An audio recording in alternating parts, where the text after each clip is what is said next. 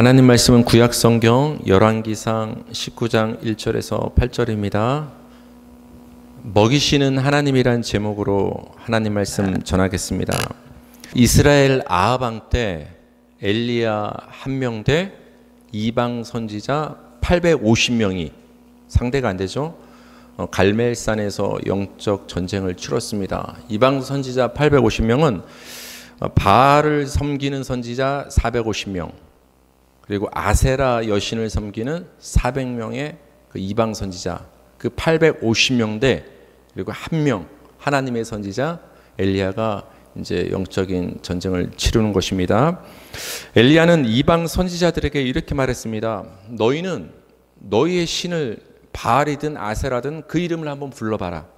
나는 내가 하나님이라고 믿는 여호와 이름을 부르겠다. 우리가 서로 신의 이름을 불렀을 때 하늘에서 불이 내려 응답하시는 그 신이 참신이고 그분만이 하나님이다. 그래서 이제 이방 신들이 난리 법석을 떨면서 자기 몸을 해하면서 신의 이름을 불렀습니다. 그 이방 신들이 바알이 아세라가 어떤 불을 내리거나 답변을 줬을까요? 아무런 소리가 없는 거예요. 왜 그랬을까요? 그들은 존재하지 않으니까. 근데 엘리야가 여호와 이름을 불렀을 때 엘리야가 쌓은 수축한 그 제단에 번제에 하나님의 불이 떨어졌어요. 얼마나 강력히 떨어졌으면 그 주변에 그 도랑의 불을 다 핥아서 마르게 할 정도로 하나님의 불이 강력하게 임했습니다. 그것을 목도한 이스라엘 백성과 이방 선지자들과 엘리야는 알게 된 거예요. 아, 바알이 하나님이 아니구나. 아세라가 하나님이 아니구나. 누구만이 하나님이다? 여호와만이 우리의 하나님이다를 그때 모든 사람이 알게 하는 사건이 갈멜산에서 일어났습니다. 이 여세를 몰아서 엘리야가 이스라엘 백성들에게 명령합니다. 저 이방 선지자들을 한 명도 남김없이 다 잡아라. 그 도망가는 바알 선지자들을, 아세라 선지자들을 이스라엘 백성들이 다 잡아서 기손 시냇가로 끌고 다 내려가서 그들을 다 죽이게 됩니다. 그래서 하나님의 그 영적인 승리가 갈멜산에서 그날 있게 됩니다. 이거를 또 누가 보고 있었냐면은 그 죄가 굉장히 많았던 이스라엘의 아합 왕이 그 장면을 보고 있었던 거예요. 그 아합 왕이 쫄래쫄래 집으로 가서 누구한테 이릅니까? 자기 와이프한테 이러는 거예요. 그 아내가 누구였냐면 이세벨 여왕이었어요. 이방 여자인데 그 여자가 이스라엘 아합 왕한테 시집 오면서 자기의 이방 종교인 아세라를 데리고 온 거예요. 그래서 그게 이스라엘에 퍼진 거예요. 그 상황까지 지금 이르는 거예요. 근데 그 소식을 이세벨 왕비가 듣고 나서 굉장히 화가 납니다. 아니, 내가 관리하는 내 선지자들을 지금 다 죽였다고? 감히 저 엘리야가? 그래서 사신을 엘리야에게 보내서 이세벨이 이렇게 말을 전달합니다. 열왕기상 19장 1절에서 2절 읽을게요. 시작. 아합이 엘리야가 행한 모든 일과 그가 어떻게 모든 선지자를 칼로 죽였는지를 이세벨에게 말하니 이세벨이 사신을 엘리야에게 보내어 이르되 내가 내일 이맘때에는 반드시 네 생명을 저 사람들 중 한 사람의 생명과 같게 하리라. 그렇지 아니하면 신들이 내게 벌 위에 벌을 내림이 마땅하니라 한지라. 굉장히 무서운 말이에요. 내가 저 엘리야 죽여버리겠어 이렇게 말해도 무서운데 돌려서 말하면 여러분 더 무섭습니다. 이렇게 말합니다. 엘리야, 내가 내일 이맘때는 반드시 네 생명을 저 죽은 사람들과 같은 상태로 만들겠다. 죽이겠다는 얘기예요. 근데 언제? 내일 이맘때는. 그러니까 너를 죽이는데 24시간을 넘기지 않겠다. 내가 그렇게 하지 않으면 내가 믿는 신이 내 위에 저주를 내려도 좋겠다. 반드시 죽이겠다고 24시간 안에 이세벨이 사신을 보내서 엘리야를 지금 위협하고 협박합니다. 이세벨 왕비의 위협을 알게 된 엘리야는 어떻게 했을까요? 하늘에서 불을 내린 선지자 아닙니까? 그럼 저 같으면 그랬을 것 같아요. 하나님, 저 이세벨 이방 여자가 하나님의 선지자를 모독하고 위협하고 있습니다. 가만히 있으시겠습니까? 지금 불을 내리신 것처럼 저 왕궁에 불을 내려서 저 여자 한 명 그냥 확 불태워 버리십시오. 그렇게 하면 됐을 것 같은데 엘리야가 어떻게 행동을 했을까? 열왕기상 19장 3절 볼게요. 시작. 그가 이 형편을 보고 일어나 자기의 생명을 위해 도망하여 유다에 속한 브엘세바에 이르러 자기의 사환을 그곳에 머물게 하고, 상황을 파악한 거예요. 엘리야가 나 조금 있으면 24시간 안에 죽겠다. 그래서 엘리야가 어떻게 합니까? 도망갑니다. 어디까지 도망가냐? 이 아합왕은 북이스라엘 왕이에요. 그 당시 이스라엘은 분단 국가예요. 우리나라 남북가처럼 북쪽엔 이스라엘, 남쪽엔 유다. 북이스라엘, 남유다 왕조가 따로 있었습니다. 이 아합왕은 북왕조의 왕이었어요. 거기서 활동하던 선지자가 엘리야. 근데 이 엘리야가 북쪽에서 활동을 하다가 이세벨 여왕이 자기를 죽인다는 상황을 파악하고 나니까 지금 어디로 도망갑니까? 남쪽 유다 쪽까지 굉장히 멀리 도망을 칩니다. 왜 도망쳤다고 지금 표현을 하고 있죠? 자기의 생명을 위해 도망하여. 그렇게 힘있게 850명과 영적 전쟁을 치렀던 그 권능의 선지자 엘리야가 자기 생명이 이제 위협을 받으니까 두려워서 그 생명 유지하기 위해서 지금 브엘세바 광야로 도망치는 광경을 우리는 지금 보게 됩니다. 이런 엘리야의 모습과 굉장히 비슷한 모습이 신약 성경에 나오는데, 요한복음 18장 25절 27절 시작. 시몬 베드로가 서서 불을 쬐더니 사람들이 묻되 너도 그 제자 중 하나가 아니냐? 베드로가 부인하여 이르되 나는 아니라 하니 대제사장 중 하나는 베드로에게 귀를 잘린 사람의 친척이라 이르되 네가 그 사람과 함께 동산에 있는 것을 내가 보지 아니하였느냐?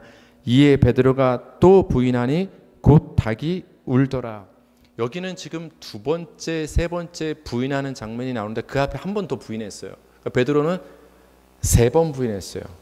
왜 부인을 했죠? 죽음의 위협을 느끼니까 생명을 구하기 위해서 도망치는 모습을 베드로가 또 보이고 있습니다.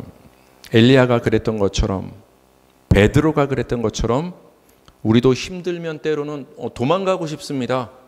우리 사람은 힘들면은 일단 현실을 도피해서 도망가고 싶어요. 엘리야처럼, 베드로처럼 믿음이 연약해질 때가 있어요.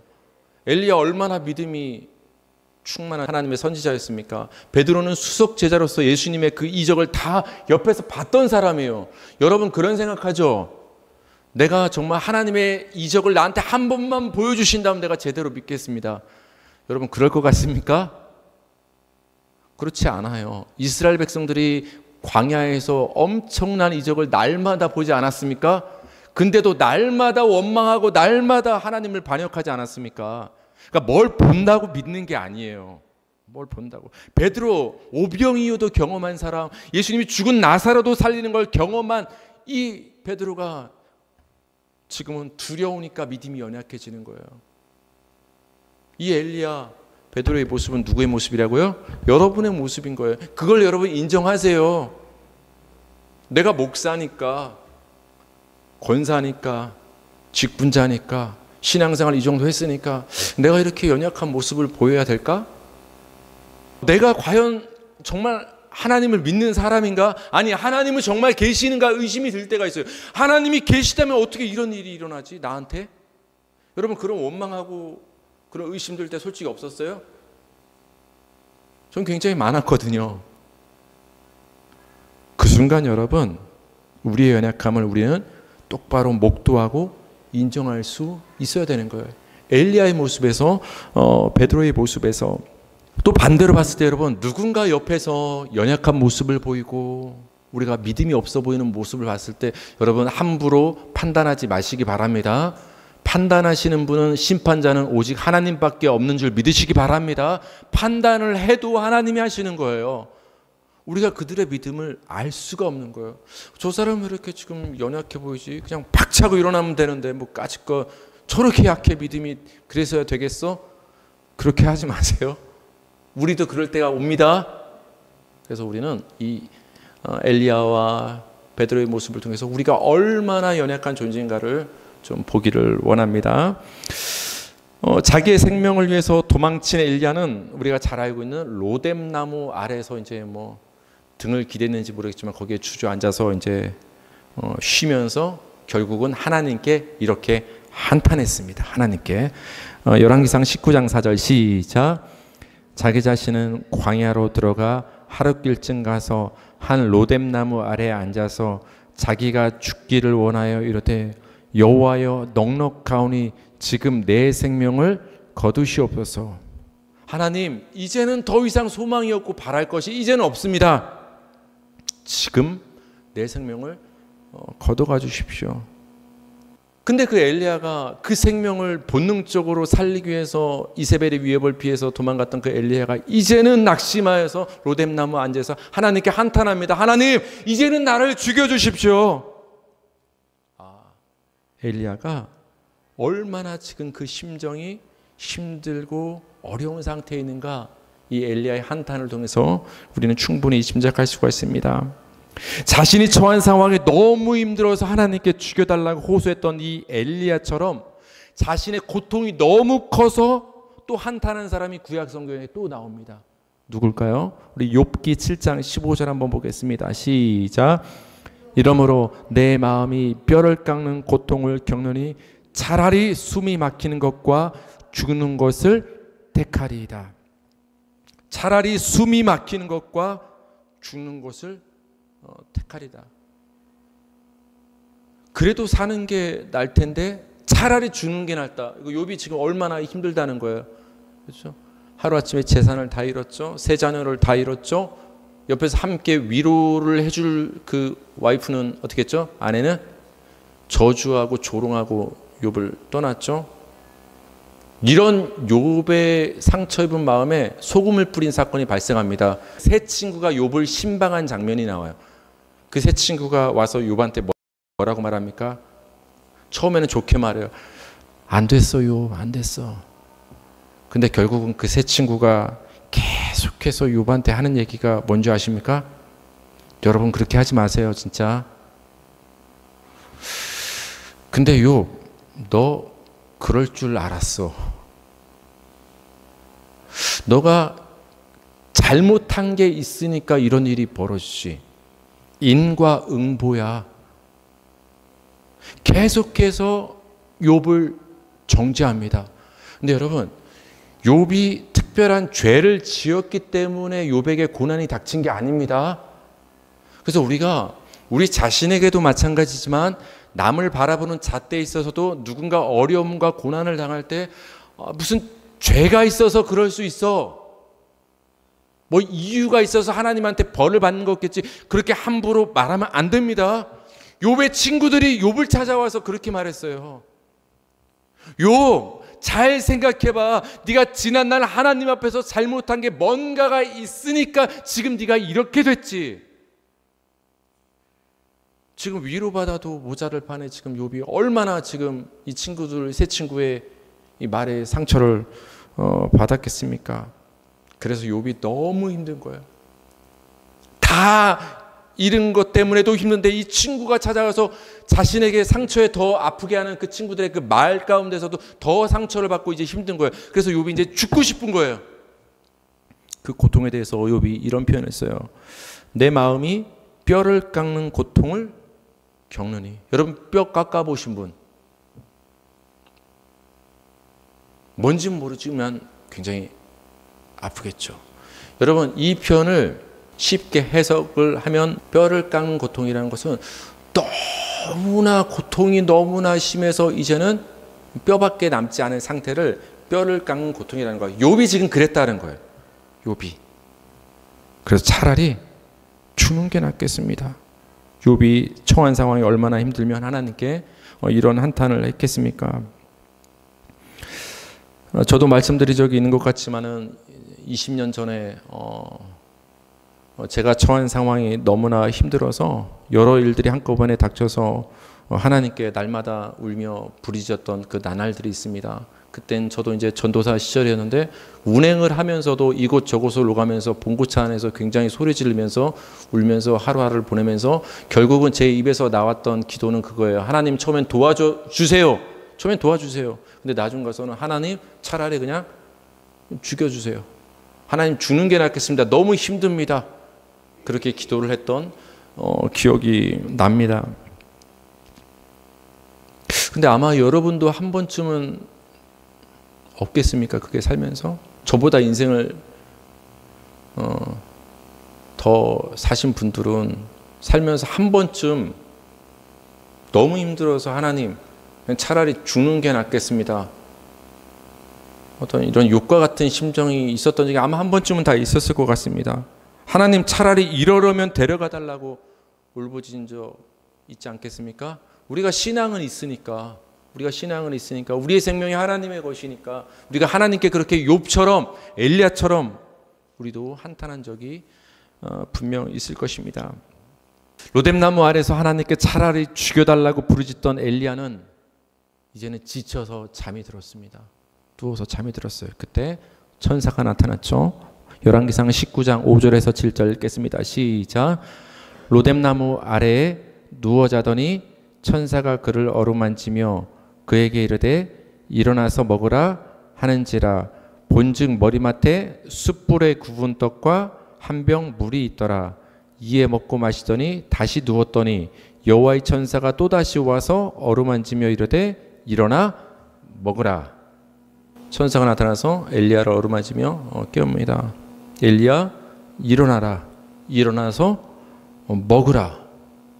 그래서 이제 잠결에 엘리야가 일어나서 머리맡을 보니까 뭐가 준비되어 있습니까? 숯불에 구운 떡과 물 한 병이 이제 천사가 준비를 해놓은 거예요.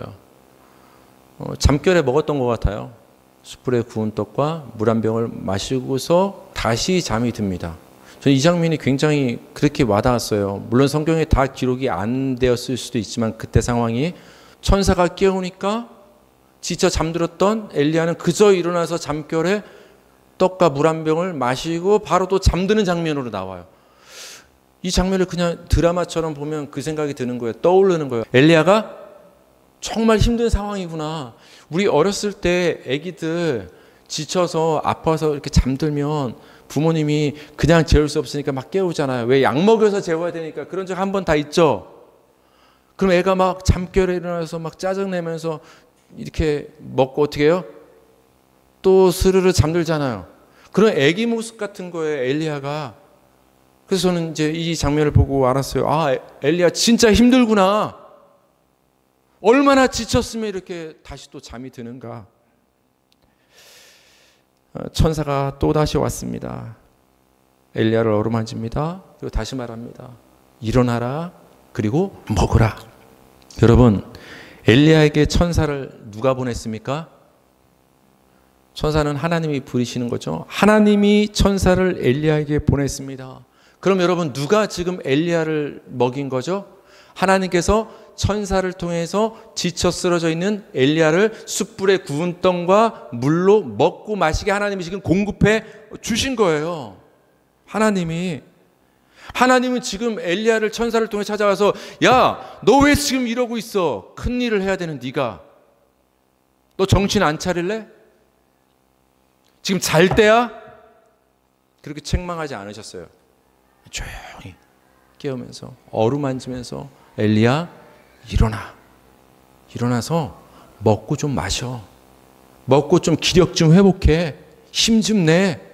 2번이나 기다려주면서 하나님께서는 천사를 통해서 엘리야를 어루만지시고 위로하시고 먹이시는 장면을 우리는 보게 됩니다.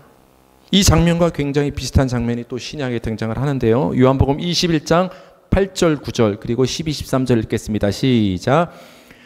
다른 제자들은 육지에서 거리가 불과 한 50칸쯤 되므로 작은 배를 타고 물고기를 든 그물을 끌고 와서 육지에 올라보니 숯불이 있는데 그 위에 생선이 놓였고 떡도 있더라. 예수께서 이르시되 와서 주반을 먹으라 하시니 제자들이 주님이신 줄 아는 고로 당신이 누구냐 감히 묻는 자가 없더라. 예수께서 가셔서 떡을 가져다가 그들에게 주시고 생선도 그와 같이 하시니라. 예수님이 잡히시고 십자가에 못 박히시자 모든 제자들이 다 도망쳤어요. 엘리야처럼 베드로처럼. 도망쳤던 그 제자들은 함께 모여 있었는데 베드로와 몇몇 제자들이 함께 모여 있었습니다. 그러던 어느 날 베드로가 이렇게 말합니다. 나 그냥 이제 갈릴리로 고기를 잡으러 갔으면 좋겠다. 고기 잡으러 갈게. 얘기를 하니까 그 동료였던 제자들 중에 일부가 그럼 우리도 갈게. 함께 물고기를 잡으러 가자고 따라 나섭니다. 그래서 이제 그물을 던지고 조업은 보통 밤에 합니다. 밤새 그물을 던졌는데 어떻게 됩니까? 한 마리도 잡지 못했습니다. 그 새벽, 보통 새벽에 이제 고깃배가 이제 다시 이제 항구로 돌아옵니다. 조업을 마치고. 근데 그때 바닷가에 예수님이 나타나신 거예요. 예수님이 보니까 그들이 한 마리의 물고기도 잡지 못했습니다. 그때 예수님께서 제자들을 향해서 이렇게 말합니다. 오른편에 그물을 던져라. 물고기가 많이 잡혔을까 안 잡혔을까요? 잡혔죠. 몇 마리? 153마리가 여기서 나오는 거예요. 그때 해변가에 있는 예수님을 배 안에서 알아본 사람이 있었어요. 그 제자가 누구였을까요? 예수님의 사랑하시는 제자가 알아봤어요. 그렇게 기록되어 있어요. 그럼 예수님의 사랑하시는 제자가 누구예요? 사도 요한. 그래서 우리가 사도 요한은 사랑의 사도, 그래서 사랑 얘기를 요한서신에서 굉장히 많이 하지 않습니까? 예수님이 사랑하시는 제자라고 칭하는 사람이 바로 사도 요한인데 그 사람이 예수님을 알아본 거예요. 저는 이제 납득이 가더라고요. 베드로도 못 알아보고 딴 제자들도 못 알아봤지만 사도 요한은 어떻게 알아봤을까? 평소에 예수님한테 기대해 있었으니까 누구보다 예수님의 얼굴을 가까이 봤겠구나. 일리가 있습니까?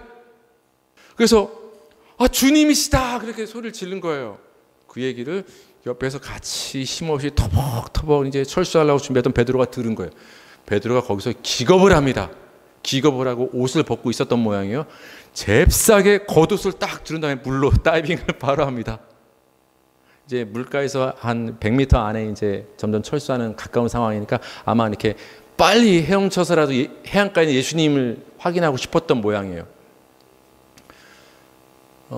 저는 이 베드로의 모습이 또 굉장히 짠했어요. 저는 성경에서 신약 성경에서 굉장히 짠하게 생각하는 인물이 하나가 있는데 바로 삭개오입니다. 삭개오가 저는 굉장히 짠하고 또 이 베드로가 그 모습과 굉장히 비슷하더라고요. 삭개오 친구가 아무도 없었어요. 맨날 이렇게 세금을 2배로 이렇게 걷어내니까 백성들을 못 살게 구니까 쉽게 말하면 일제 강점기로 따지면은 친일파 같은 사람이 이 삭개오였거든요. 다 사람들이 욕하고 같이 밥 먹자고 하는 사람 없어서 혼자 맨날 밥 먹고 외로운 사람.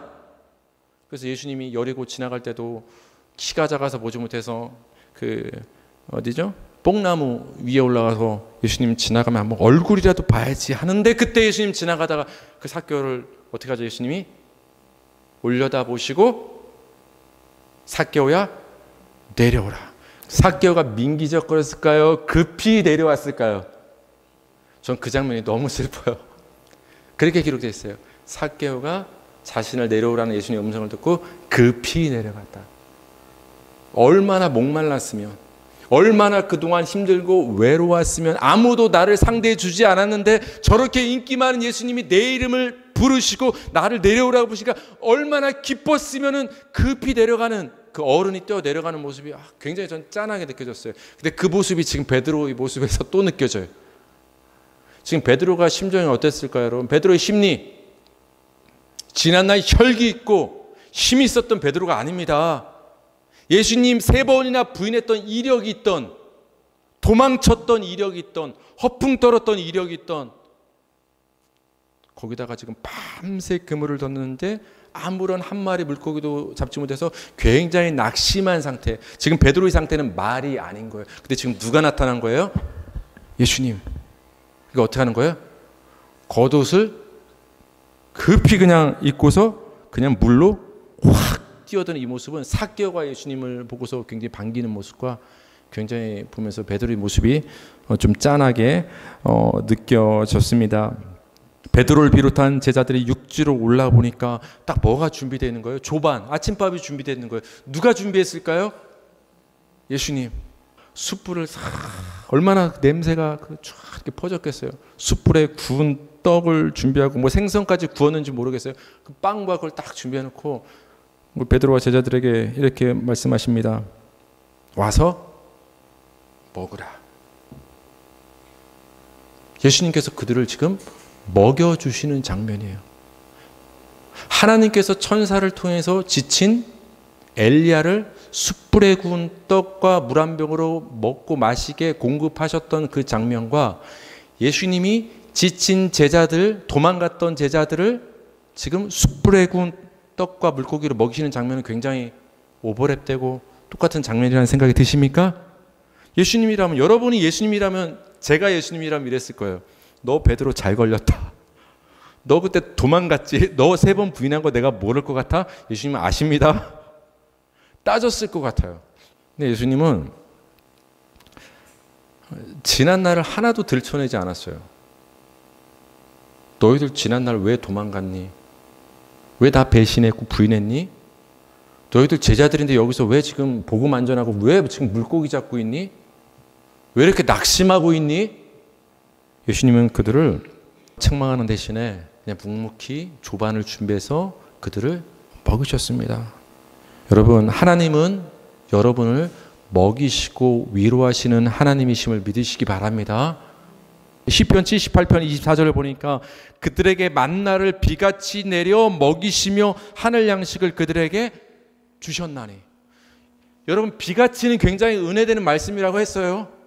지난 시간에 소돔 얘기하면서 비같이 나왔어요, 안 나왔어요? 비를 피할 수 있다고 했어요, 없다고 했어요? 비가 오면 비를 못 피합니다. 소돔과 고모라에 하나님께서 심판을 내리실 때 하늘에서 그 불과 유황을 비같이 내렸다는 것은 아무도 그 심판을 피할 수 있었다 없었다? 없었다는 것을 비같이 심판을 내린 장면을 통해서 말씀해 주시는 것처럼 이건 정반대예요. 하나님은 근데 우리를 이렇게 하시는 거예요. 위로가 되지 않습니까? 소돔과 고모라는 비같이 심판했는데 여기는 우리를 비같이 축복하시고 비같이 먹이시는 거예요. 만나를 어떻게 내렸어요? 비같이. 그러니까 여러분은 하나님이 여러분을 먹이시려고 하면은 여러분 안 먹을 수가 없다는 얘기인 거예요. 쉽게 생각하면 은혜가 됩니까? 그냥 하나님이 비같이 내리셨나 보다, 만나가 많이 내렸나 보다가 아니라 비를 피할 수 없는 것처럼 여러분이 하나님의 은혜를 피할 수 없다라는 거예요. 반드시 하나님은 여러분을 먹이신다라는 거예요. 그게 여러분의 우리의 하나님이 되는 거예요. 그래서 제가 결론적으로 여러분께 말씀드리고 싶은 건 이거예요. 이렇게 우리를 먹이시고 위로하시는 하나님이 이 땅에 오셔서 우리를 직접 먹이신 사건이 십자가라는 걸 저는 여러분께 말씀드리고 싶은 거예요. 마지막으로 우리 마태복음 26장 26절을 읽겠습니다. 시작. 그들이 먹을 때 예수께서 떡을 가지사 축복하시고 떼어 제자들에게 주시며 이르시되 받아서 먹으라, 이것은 내 몸이니라 하시고. 예수님께서 마지막 죽기 전에 이걸 왜 하신 거예요? 내가 곧 지게 될 십자가는 이런 의미야 라고 가르쳐 주시는 거예요. 그러니까 여러분도 이제 우리가 성찬이 있으면 그런 의미로 받아들이시면 되는 거예요. 제자들을 모시고 체험 학습 시켜 주는 거예요. 너희가 지금 먹고 있는 이 떡은 내 살이고 이 포도주는 내 피야. 빠짐없이 이거를 먹고 마셔. 곧 있으면 내가 십자가에서 내 살이 찢기고 피를 흘리게 될 거야. 그러니까 내가 왜 십자가를 지는 거다? 내 살과 피를 너희에게 주기 위해서, 내 살로 너희를 먹이기 위해서 나는 십자가를 지는 거다. 그러니까 하나님은, 예수님은 먹이시는 하나님이시고 먹이시는 예수님인 거예요. 그 먹이시는 하나님이 우리를 먹이시기 위해서 이 땅에 오신 분이 예수님이신 거예요. 예수님이 십자가를 왜 졌다고요? 여러분을 먹이시기 위해 지신 거예요. 뭘 먹이시려고? 자기 살을. 연약하여 도망칠 수밖에 없는 자들을, 고난이 너무 커서 차라리 죽는 게 낫겠다고 말하는 자들을, 자신의 모습에 실망하여서 낭망한 자들을 어루만지시고 그들에게 자기 자신을 먹여주시기 위해서 오신 분이 예수님이 됩니다. 여러분, 자꾸 예수님한테 뭐 주려고 하지 마세요. 받으려고 오세요. 예수님한테. 자꾸 예수님 섬긴다고 교회 오지 마세요. 예수님이 우리를 섬기러 오신 분이에요. 나는 섬김을 받으려 이 땅에 온 것이 아니라 도리어 섬기기에 오셨다. 내 살과 피로 십자가에서 너희를 섬기러 왔다. 하나님은 부족한 분이 아니십니다. 우리에게 다 나눠주길 원하시는 분이세요. 그래서 하나님은 언제 기쁘냐? 내가 공급하는 은혜를 믿음으로, 기쁨으로 받을 때 그 모습에 기뻐하는 거지, 여러분이 하나님께 뭘 줄 때 그것 때문에 기뻐하시는 분이 아니에요. 착각하지 마세요. 그러니까 여러분이 하나님께 드릴 것이 없어도 믿음으로 나오시기 바랍니다. 하나님 감사합니다. 하나님 주세요 하면 하나님 그게 기쁜 거예요. 그게 기쁜 거라니까요. 하나님 먹여주세요 하고 나오세요. 하나님 우리를 그렇게 사랑하십니다, 여러분. 이 세상의 모든 사람이 여러분을 대적할지라도, 이 세상의 모든 사람이 여러분을 떠날지라도 여러분이 편이 되어서 여러분을 위로하시고 먹이시는 분은 하나님밖에 없습니다. 그 하나님을 의지하고 그 하나님이 먹이시는 은혜로 한 주간을 살아가기를 주님의 이름으로 축복합니다.